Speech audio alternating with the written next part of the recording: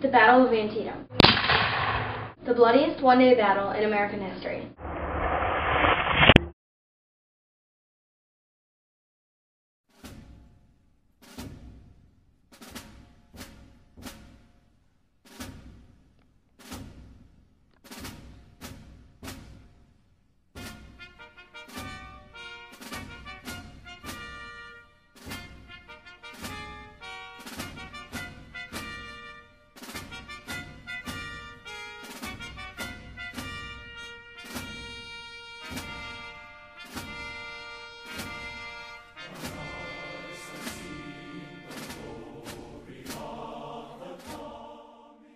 After the victory at Second Bull Run, Confederate General Robert E. Lee, along with 40,000 men, entered Maryland to gain more Confederate supporters and obtain new supplies and soldiers. The main reason they were fighting was to gain more supporters in the European nation. While General George B. McClellan was moving to stop the Confederates from marching into Maryland, he found a copy of Lee's battle plan. Lee's plan was to divide his army into 3 flanks and attack from all sides, but they were too far apart, making it easy to be defeated. After finding the battle plan, McClellan waited 18 hours before taking advantage of it. Lee sent out his army, ready to fight behind Antietam Creek. Jackson, also a Confederate, defended the left flank, which was on the Potomac River.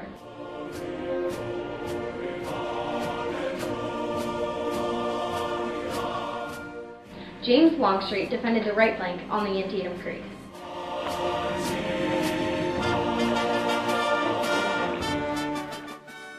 The Confederate rear was blocked by the Potomac River. McClellan waited a while to attack the Confederates, which was a mistake because it gave the Confederates time to bring in more troops to help fight.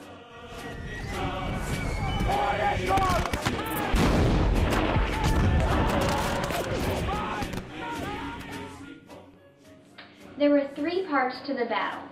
In the first part, the battle opened at dawn on September 17th. It started with an attack down the Hagerstown Turnpike by the Union I Corps.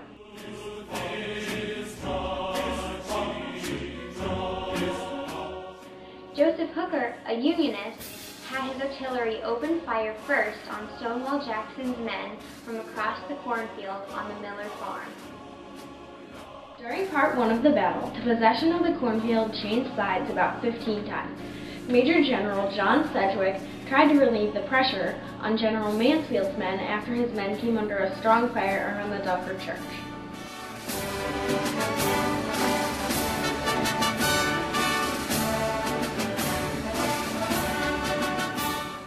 General Sedgwick moved into the West Woods, and as a result, the Confederates were assaulted from all 3 sides. Throughout the morning, there were over 12,000 casualties.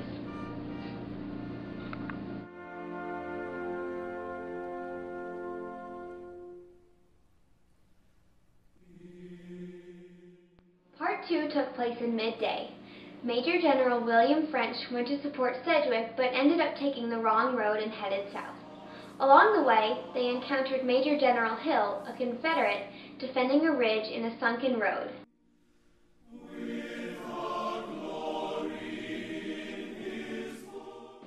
French's men were able to get through the wall Hill created in short notice.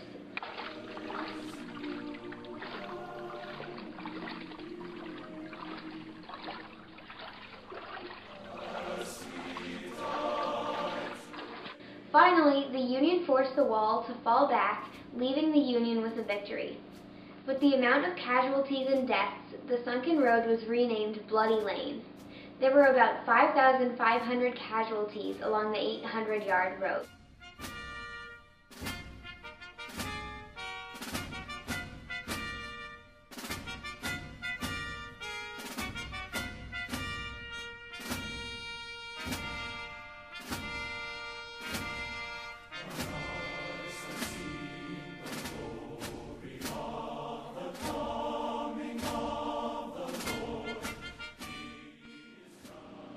Part 3 took place in the evening, south of the battlefield. When the battle at Bloody Lane drew to a close, the Union artillery concentrated on a strong and heavy invasion. This happened at a stone bridge that crossed the Antietam River and the hillside. Then the Confederates were soon forced to back off the top of the hill.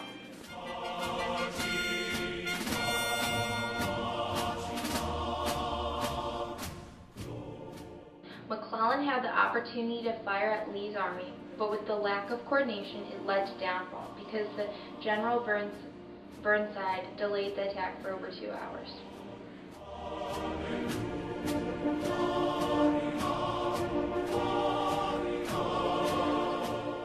The Union Army finally began moving their thousands of troops toward Lee's weak flank in mid-afternoon. Lee desperately moved his men to meet the attack of General Ambrose Burnside, a Unionist. Little did he know that Burnside had far more soldiers. Lee and his men kept fighting, even though they assumed it would be a loss for the Confederates.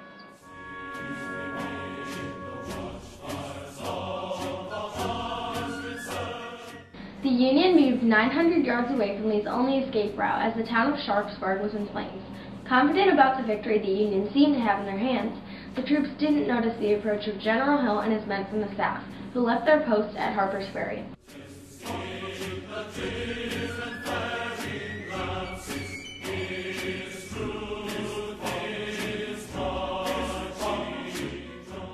With Burnside's self-confidence, Lee and his men were able to attack the left flank.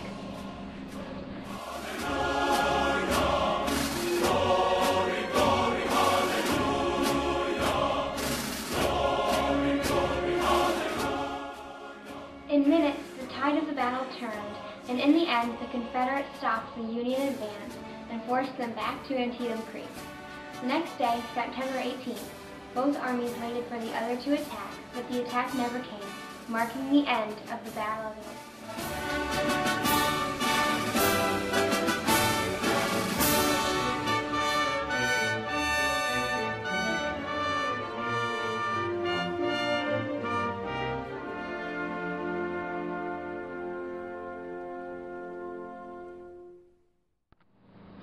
In the end of the battle, even though they were stopped from advancing north, the Unionists pulled off a win after Lincoln passed the Emancipation Proclamation.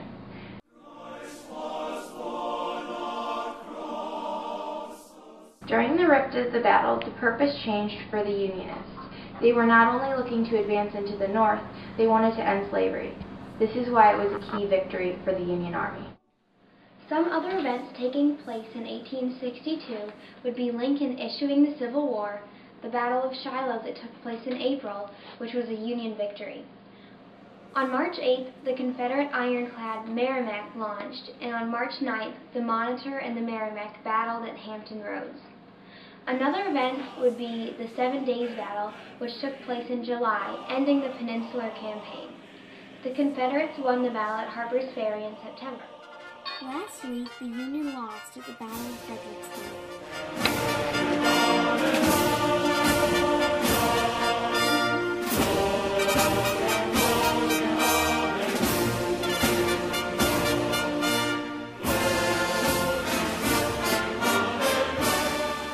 The Battle of Antietam was important because it forced the Confederate Army to retreat back across the Potomac River.